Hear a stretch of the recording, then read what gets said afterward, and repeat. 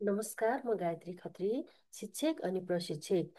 आज म हजुरहरूलाई यस भिडियोमा हामी स्टेजमा गएर बोल्दाखेरि हामीलाई किन डर लाग्छ त र स्टेजमा जाँदाखेरि लाग्ने डरलाई के भनिन्छ भन्ने विषयलाई लिएर उपस्थित भइसकेकी छु। पक्कै पनि हजुरहरूलाई पनि स्टेजमा जाँदाखेरि डर लाग्छ होला नि, होइन र? स्टेजमा जाँदा हामीलाई असाध्यै डर लाग्छ। हामी बोल्नु पर्यो भने डराउँछौँ। तर स्टेजको डरलाई चाहिँ के भनिँदो रहेछ, डर किन लाग्दो रहेछ भन्ने कुरा यहाँले स्क्रिनमा देखिसक्नु भएको छ। पक्कै पनि स्टेजको डर, जसलाई हामी ग्लोसोफोबिया भन्दछौँ। र स्टेजमा किन डर लाग्छ त हामीलाई? मञ्चमा गएर बोल्नु पर्दाखेरि हाम्रो हात खुट्टा काम्न थाल्छ। हामी माइक्रोफोन देखेपछि तिन कोस पर भाग्छौँ। हामी एकदमै डराउँछौँ। त त्यो डरको कारण के हो त? स्टेजको डर अर्थात् स्टेज फियरलाई के भनिन्छ त भन्दा ग्लोसोफोबिया भनिन्छ। हरेक मानिसलाई विभिन्न कुराहरूको डर लाग्छ। जस्तै कसैलाई अँध्यारोमा डर लाग्छ, होइन? कसैलाई मासमा बोल्न डर लाग्छ, कसैलाई उचाइदेखि डर लाग्छ, कसैलाई पानीदेखि डर लाग्छ। त्यस्तै मासमा गएर बोल्न, समूहमा गएर बोल्नको लागि, पब्लिकमा गएर बोल्नको लागि, अनि कुनै पनि कार्यक्रममा स्टेजमा गएर बोल्नको लागि डर लाग्छ, जसलाई भनिन्छ स्टेजको डर। स्टेजको डर, डरदेखि भाग्ने होइन, सामना गर्न सिक्नुपर्छ। अर्थात् स्टेजको डर, ग्लोसोफोबिया। अब मानिसहरूको लागि डरको धेरै प्रकारहरू रहेका हुन्छन्। एउटा चाहिँ शारीरिक डर हुन्छ। जस्तो हाम्रो शरीरमा कुनै पनि चोटपटक लाग्यो भने त्यो चोटपटक लाग्दाखेरि अब के होला त भनेर हामी डराउँछौँ नि, त्यस्तो डर चाहिँ शारीरिक डर लाग्दछ। अनि त्यस्तै गरेर अर्को डर रहेको छ मनोवैज्ञानिक डर। मनोवैज्ञानिक डर भनेको यस्तो डर हो कि जुन डर चाहिँ मलाई कसले के भन्ला त, मैले बोलिराख्दा अरूले केही भन्ने हो कि, अनि त्यसपछि हामी जस्तो कुनै घटनाहरूबारे चाहिँ अब के होला भनेर परिकल्पनाहरू गर्छौँ नि, त्यस्तो किसिमको डर चाहिँ मनोवैज्ञानिक डर हो। जस्तै एउटा उदाहरणको लागि, हालै मात्र जेनजीहरूले गर्नुभएको जुन आन्दोलन छ, त्यो आन्दोलनमा हाम्रो राष्ट्रिय सम्पत्तिहरू कति चाहिँ क्षति भएर गयो, कति हाम्रा जेनजी पुस्ताहरू, जेनजीहरूको चाहिँ हत्या भयो, होइन? त्यहाँ चाहिँ दुर्घटनाहरू धेरै भयो। त्यस्तो अवस्थामा हामीलाई दोस्रो दिन के महसुस भएको थियो त? हामीलाई अब के हुने होला, देशको संरचना के हुने होला, अब हाम्रा पुस्ताहरूले के गर्ने होला भनेर हामी धेरै डरायौँ नि, होइन? यस्तो डर चाहिँ मनोवैज्ञानिक डर हो। त्यस्तै गरेर सामाजिक डर, समाजले के भन्ला त भनेर हामी डराउँछौँ, त्यो मनोवैज्ञानिक सामाजिक डर भयो। जस्तै जस्तै हामी पब्लिकमा गएर बोल्छौँ नि, त्यो मासमा गएर बोल्छौँ नि, त्यहाँ गएर हामी बोल्नको लागि जुन डराउँछौँ, त्यसलाई पनि सामाजिक डर भनिन्छ। अनि त्यसो भए चाहिँ यो स्टेजको डर के हो त? स्टेजको डर चाहिँ मनोवैज्ञानिक र सामाजिक, यो दुवै किसिमको डर हो। जस्तै कहिलेकाहीँ हामीलाई स्टेजमा गएर बोलिराख्दाखेरि मैले बोलेको नमिल्ने हो कि, श्रोताहरूले के भन्नुहुन्छ, के सोच्नुहुन्छ होला भनेर हामीलाई डर लाग्छ। अनि त्यसै गरेर यत्रो मास छ, यो मासमा यत्रो समूहमा गएर कसरी बोल्ने त भनेर पनि हामीलाई डर लाग्छ, होइन त? यस्तो अवस्थामा चाहिँ डरका अरू धेरै प्रकारहरू रहेका छन्। तीमध्ये चाहिँ आज हामी के गर्दैछौँ त भन्दा स्टेजको डरलाई भन्दैछौँ। र स्टेजको डरलाई ग्लोसोफोबिया भनिन्छ। द फियर अफ पब्लिक स्पिकिङमा को लागि जुन डर हुन्छ नि मनमा, त्यो डरलाई चाहिँ हामी स्टेजको डर भन्छौँ। अब स्टेजको डर त हुन्छ, तर त्यो स्टेजको डर किन हुन्छ त? के कारणले स्टेजको डर लाग्छ त हामीलाई स्टेजमा? जब हामीलाई कुनै पनि कार्यक्रममा गएर बोल्दाखेरि आफूमा आत्मविश्वास छैन भने स्टेजको डर हुन्छ।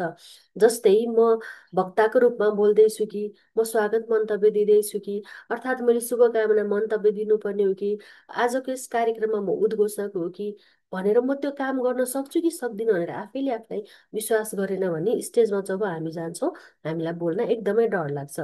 यति मात्र होइन, हामीसँग विषयवस्तुको तयारी भएन भने पनि हामीलाई डर लाग्छ। जस्तै म उद्घोषक हो भने मैले गर्नुपर्ने सम्पूर्ण चरणहरू, सम्पूर्ण कामहरू के हो भनेर तयारी अवस्थामा छैन भने चाहिँ त्यो अवस्थामा के हुन्छ त भन्दा विषयवस्तुको तयारी हुँदैन, अनि त्यहाँ गएर के बोल्ने त, ला अब के भन्ने भन्ने किसिमको डरहरू हुन्छ। अनि यति मात्र होइन दर्शक, ज्ञानको कमी भयो भने पनि हामीलाई बोल्न डर लाग्छ नि, होइन? हामीलाई जुन कुराहरू हामीले बोल्नुपर्ने, जस्तै शुभकामना मन्तव्य दिनुपर्ने छ, अब शुभकामना मन्तव्य कसरी दिने भन्ने नै हजुरलाई थाहा छैन, अथवा स्वागत मन्तव्य दिनु छ, स्वागत मन्तव्य कसरी दिने भन्ने कुरा नै थाहा छैन भने चाहिँ त्यति बेला पनि स्टेजको डर हुन्छ। यति मात्र होइन नि, फेरि अभ्यासको कमी। जस्तै हामी कुनै पनि कार्यक्रममा जाँदैछौँ भने हामीले पटक पटक चाहिँ अभ्यास गर्नुपर्छ। भनिन्छ नि, प्र्याक्टिस मेक म्यान पर्फेक्ट। अब प्र्याक्टिस नगरी त हुँदैन। त्यसको लागि जस्तो कुनै कार्यक्रममा वक्ताको रूपमा बोल्न जाँदै हुनुहुन्छ भने, शुभकामना मन्तव्य दिन जाँदै हुनुहुन्छ, त्यसको तयारी गरेर अगाडि नै त्यसको बारेमा चाहिँ कसरी बोल्ने, के गरी बोल्ने भनेर प्र्याक्टिस गरिरह्यो, अभ्यास गरिरह्यो भने चाहिँ हामी स्टेजमा गएर बोल्न डराउँदैनौँ। तर अभ्यासको कमी भयो भने पनि स्टेजमा गएर बोल्न डर लाग्छ।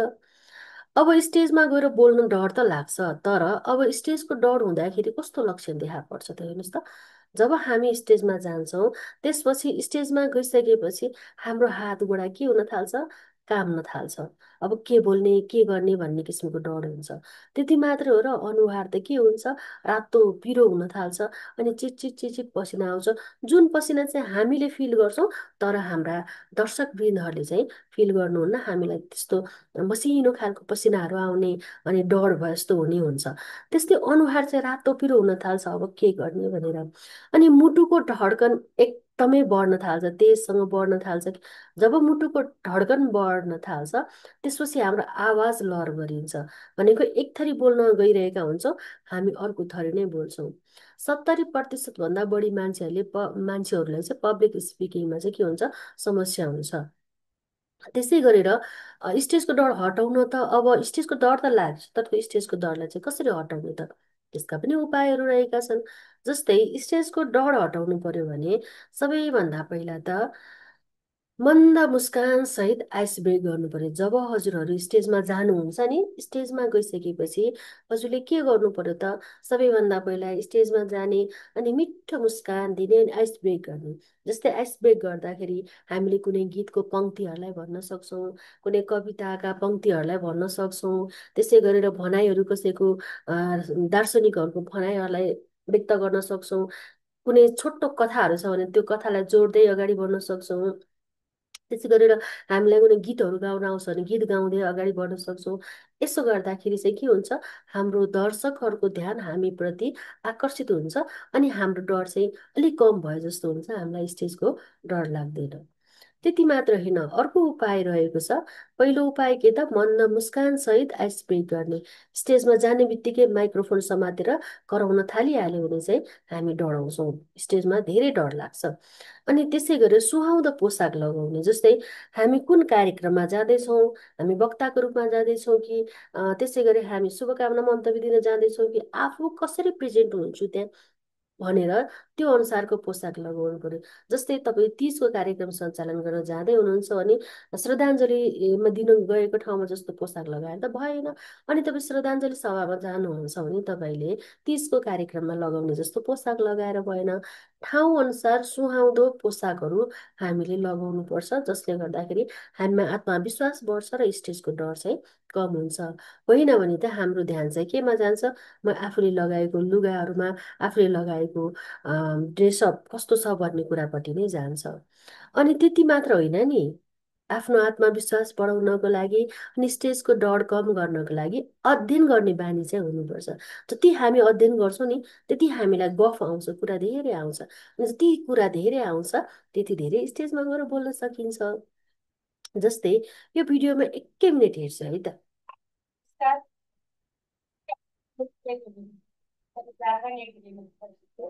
पढ्नेले पढाउनु पर्छ र पढ्नेले पढाउ शिक्षकले पनि पढ्नुपर्छ भन्ने विचारका यो 27वटा बुकको कम्पोजिट मैले लेखिसकेँ। अनि हजुरहरूले लेख्नुभयो त सम्पूर्ण शिक्षकहरूलाई र शिक्षकहरूलाई बुकहरू दिएर कसैको विधामा आफ्नो पसलको समयमा समयको सदुपयोग गर्नु त्यसैका साथ सबैले कसैको विद्यार्थीसँग धेरै धेरै श्रोता ल हेरिस् त, यसरी अध्ययन गर्ने बानी भयो भने चाहिँ स्टेजमा गएर मजाले बोल्न सकिन्छ। हामीलाई डर भन्ने कुरा चाहिँ फिटिक्कै हुँदैन। त्यसै गरेर अर्को पनि रहेको छ, कहिलेकाहीँ स्टेजको डर हटाउनलाई हामीले की नोटहरू हुन्छ नि, सानो सानो, हजुर त्यो की नोटहरू बनाउनु पर्छ। अनि की नोटमा चाहिँ हामीले के बोल्ने भन्ने कुराहरू छोटो छोटो, कहिलेकाहीँ सानो टुक्रा, सानो अंश हामीलाई आएन त सानो कुराहरूले गर्दा नि हामी स्टेजमा गएर बोल्न डराइरहेका हुन्छौँ नि। यति मात्र होइन, हामीले पूर्व अभ्यास गर्नुपर्छ। जस्तै तपाईँ भोलि कार्यक्रम सञ्चालन गर्न जाँदै हुनुहुन्छ भने ऐनाको अगाडि बसेर तपाईँले भोलिको कार्यक्रमको लागि मजाले के गर्ने त, प्र्याक्टिस गर्ने अर्थात् पूर्व अभ्यासहरू गर्नु पर्यो। अनि हामीले स्टेजमा गएर बोल्दाखेरि कहिलेकाहीँ के गर्नुपर्छ, छोटो छोटो कथाहरूलाई पनि जोड्दै जोड्दै जानुपर्छ, जसले गर्दाखेरि चाहिँ स्टेजमा को डर चाहिँ कम हुँदै जान्छ। यति गर्दा पनि हामीलाई अझै डर लागिरहेको छ स्टेजमा जान, अथवा स्टेजमा गएर बोल्न अझै डर लागिरहेको छ भने अब के गर्ने त? इनर्जी ड्रिङ्कहरू हुन्छ नि होइन, ग्लुकोजहरू हुन्छ, त्यस्तै अरू पेय पदार्थहरू हुन्छ, त्यस्तै पानी नै हामीले पानी पनि लिएर त्यो पानी पिउन सकिन्छ। त्यो गर्दाखेरि के हुन्छ, पहिला स्टेजमा गएपछि इनर्जी ड्रिङ्कहरू स्टेजमा जानुभन्दा अगाडि पिउने, पानी पिउने, अनि चट्ट गएर चाहिँ आनन्दले स्टेजमा उक्लेर मन्द मुस्कानसहित बोल्न थाल्नुपर्छ। अब के बोल्ने भनेर पहिले आत्मविश्वास कमी गर्दै स्टेजमा गयो भने चाहिँ हामीलाई के हुन्छ, बोल्न डर लाग्छ। यति मात्र होइन नि, रिहर्सल गर्नु पर्यो। कहाँ रिहर्सल गर्नु पर्यो? इन फ्रन्ट अफ मिरर, ऐनाको अगाडि बसेर चाहिँ प्र्याक्टिस गर्नु पर्यो। कुनै एउटा माइक्रोफोन समातेको अभिनय गर्दै कार्यक्रममा, म आज कार्यक्रममा छु भन्ने आफैलाई महसुस गर्दै प्र्याक्टिस गर्यो भने के हुन्छ त? स्टेजको डर चाहिँ धेरै कम हुन्छ। यहाँसम्म त हजुरहरूले स्टेजको डर कसरी लाग्छ अनि किन कम गर्ने, कसरी कम गर्ने भन्ने उपाय त जान्नुभयो होला होइन। अब यो पनि जान्नुपर्छ कि एउटा कुशल वक्ता, वक्ता भनेको बोल्ने व्यक्ति होइन, वक्ताको लागि चाहिँ यो किन आवश्यक छ त? कार्यक्रम स्थलमा गएर यो कुरा पनि जान्नुपर्छ कि हामी 1 घन्टा अगाडि जहिले पनि कार्यक्रम स्थलमा पुग्नुपर्छ। सम्भव भए 1 दिन अगाडि गएर त्यहाँ गएर प्र्याक्टिस गर्नुपर्छ। तर कहिलेकाहीँ कार्यक्रम गर्ने ठाउँ र हामी बसेको ठाउँ टाढा हुनसक्छ। त्यस्तो अवस्थामा हामीले 1 घन्टा अगाडि, कम्तीमा 1 घन्टा अगाडि चाहिँ स्टेजमा के गर्नुपर्छ, पुग्नुपर्ने हुन्छ, कार्यक्रम गर्ने स्थलमा पुगेर। त्यसै गरी आफ्नो भूमिका के रहेको छ त भनेर बुझ्नुपर्छ। जस्तै आफ्नो भूमिकाहरू के रहेको छ भनेर बुझ्नको लागि चाहिँ म को हो त, मैले आजै त्यो पब्लिकमा गएर स्टेजमा गएर के बोल्नुपर्छ त? म कुनै कार्यक्रममा मलाई अतिथिको रूपमा बोलाउनु भएको छ भने मैले शुभकामना मन्तव्य दिने हो कि, अथवा चाहिँ म कार्यक्रमको संयोजकहरूको चाहिँ उपाध्यक्ष छु भनेदेखि मैले स्वागत मन्तव्य दिनुपर्ने हो कि, त्यसै गरेर चाहिँ म वक्ताको रूपमा बोल्दैछु कि म उद्घोषकको रूपमा बोल्दैछु कि भन्ने कुराहरू चाहिँ थाहा पाउनुपर्छ र आफ्नो भूमिकाहरूको बारेमा स्पष्ट हुनुपर्छ। यो हो भने स्टेजको डर लाग्दैन। अनि परिवेश सुहाउँदो भाषाहरू बोल्नुपर्छ। तपाईँ जहाँ बोल्न जाँदै हुनुहुन्छ नि, त्यो समाज, त्यो परिवेशमा कस्तो भाषा चाहिँ बढी चल्छ त? जस्तै हजुर नेवारी समुदायमा जाँदै हुनुहुन्छ भने अब नेवारी समुदायबाट सम्बोधनहरू गरिदिनु पर्यो होइन। नेवारी समुदायबाट जस्तो हामी यहाँ नमस्कार भन्छौँ होइन, दर्शन भन्छौँ, यस्तै गरेर अब त्यो समुदायमा बढी कुन जनजातिहरू अथवा जात जातिहरू हुनुहुन्छ, त्यो परिवेश सुहाउँदो भाषाहरू बोलिदियो भने अझ राम्रो हुन्छ, अझ स्टेजको डर चाहिँ कम हुन्छ। अनि कार्यक्रमको बारेमा अग्रिम जानकारी लिने भनेको पूर्व तयारी गर्नलाई पूर्व जानकारी के हुँदैछ भनेर जानकारीहरू लिनुपर्छ। अनि कहिलेकाहीँ जुत्ता चप्पल लगाउने कुरामा पनि ध्यान दिनुपर्छ। जस्तै स्टेजमा जाँदैछौँ, हामी एकदमै पेन्सिल हिलवाला ठुलो ठुलो जुत्ताहरू लगाउँदैछौँ, अथवा चाहिँ हामीलाई त्यो जुत्ताले कम्फर्टेबल भएको छैन, स्टेजमा जाँदैछौँ, बोल्नु पर्ने छ, साँघुरो जुत्ता लगाएर हाम्रा खुट्टाको औँलाहरू च्यापिएको छ भने हामीलाई के हुन्छ त, ध्यान हाम्रो दुखाइपट्टि जान्छ अनि हामी जे बोल्न खोजिरहेका छौँ त्यो बोल्न सक्दैनौँ। त्यसै गरी स्टेजको डर हटाउने यी उपाय पश्चात कुनै बेलामा चाहिँ हजुरले यो पिक्चरहरू हेर्न सक्नुहुन्छ। कुनै समयमा बोल्दै नबोल्ने वक्ताहरू चाहिँ आज प्रखर वक्ता भएर निस्किएका छन्। अर्थात् यस्ता वैज्ञानिकहरू, यस्ता दार्शनिकहरू, यस्ता महान व्यक्तित्वहरूको, वारेन बफेटले बोल्न भनेपछि एकदम डर मान्नुहुन्थ्यो। अब्राहम लिङ्कन, त्यस्तै महात्मा गान्धी, यस्ता व्यक्तित्वहरूको बारेमा हामीले बायोग्राफीहरू अध्ययन गर्ने, पढ्ने गर्नुपर्छ, ताकि हामीलाई स्टेजमा गएर बोल्नलाई आँट आउने हुन्छ। अब सल्लाह सुझाव र कुनै पनि प्रतिक्रियाहरू भएमा चाहिँ हजुरहरूले यो नम्बरमा, अर्थात् राइज अप विथ गायत्री मेरो यो आइडी रहेको छ। त्यसै गरेर हजुरहरूले मलाई टिकटकमा पनि फलो गर्न सक्नुहुनेछ। यसमा पनि मैले यो आइडीमा पनि प्रेरणादायी सन्देशहरू राखेको छु होइन। यसरी चाहिँ हामी सामाजिक सञ्जालमा जोडिएर पनि राम्रो कुराहरू सिक्ने, सिकाउने गर्न सक्छौँ। भन्दै स्टेजको डर कसरी हटाउने त, स्टेजको डर हटाउन के गर्न सकिन्छ भन्ने कुराहरू हजुरहरूलाई मैले आजको यस भिडियोमा उपलब्ध गराएँ। र मैले यो भिडियो क्लिपलाई फेरि एकचोटि सरसर्ती दिन गइरहेको छु। स्टेजको डर के हो, मैले अनि स्टेजको डरको प्रकारहरू के रहेका छन्, स्टेजमा लाग्ने डर के हो, स्टेजको डर किन लाग्छ डर।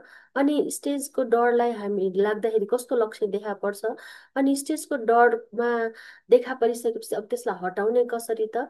हटाउनको लागि आइस ब्रेक, मन्द मुस्कानसहित आइस ब्रेक गर्नुपर्छ, सुहाउँदो पोसाकहरू लगाउनुपर्छ। त्यसै गरेर अध्ययनलाई हामीले निरन्तरता दिनुपर्छ। जो पढ्छ त्यो अगाडि बढ्छ भन्ने कुरालाई आत्मसात गर्नुपर्छ। त्यसै गरेर हामीले नोटहरू बनाउने, पूर्व अभ्यासहरू गर्ने, कथाहरू जोड्ने, गीतहरू पनि हामीले समय समयमा गाउन जान्नुपर्छ। अनि त्यति गर्दा पनि हामीलाई अझै स्टेजको डर लाग्छ भने इनर्जी ड्रिङ्कहरू पनि पिउन सकिन्छ। अनि मिररको अगाडि बसेर हामी रिहर्सलहरू पनि गर्न सक्छौँ। यो गर्दा पनि स्टेजको डर हट्छ। त्यसै गरेर कुशल वक्ताले चाहिँ कार्यक्रम स्थलहरूमा गएर बोल्नेदेखि लिएर यी कुराहरू सम्पूर्ण कुराहरूमा ध्यान दिनुपर्छ। अनि यस्ता व्यक्तित्वहरू जो पहिला नबोल्ने तर अहिले बोलेर एकदम प्रखर वक्ता बन्नुभएका व्यक्तित्वहरूको बायोग्राफीहरू चाहिँ हामीले हेर्नुपर्छ। यति गर्न सक्यौँ भने के हुन्छ त? स्टेजको डरलाई हटाउन सकिन्छ। आशा छ, विश्वास छ हजुरहरूलाई यो भिडियोले स्टेजको डर कसरी हटाउनेछ भन्ने कुरा बुझ्न सक्नुहुनेछ। कुनै पनि सल्लाह सुझाव प्रतिक्रिया भयो भने हजुरहरूले आफ्नो सल्लाह सुझावहरू दिन सक्नुहुनेछ भने हजुरहरू यो च्यानलमा आज मात्रै हुनुहुन्छ र यो भिडियो मनपर्छ भने लाइक, कमेन्ट र सब्सक्राइब गरिदिनु हुन विनम्र अनुरोध गर्दछु। यहाँको बाँकी पल शुभ रहोस्। धन्यवाद।